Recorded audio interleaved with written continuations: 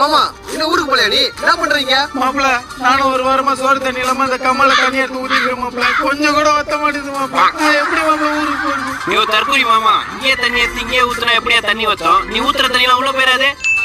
ஆமல தோருங்க வரேன்.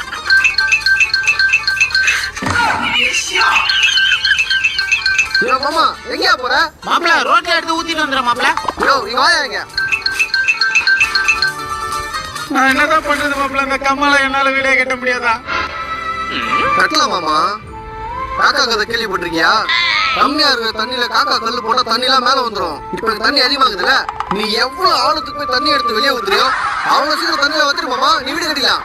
அப்ப என்னால வீடு கட்ட முடியல மாப்பிள.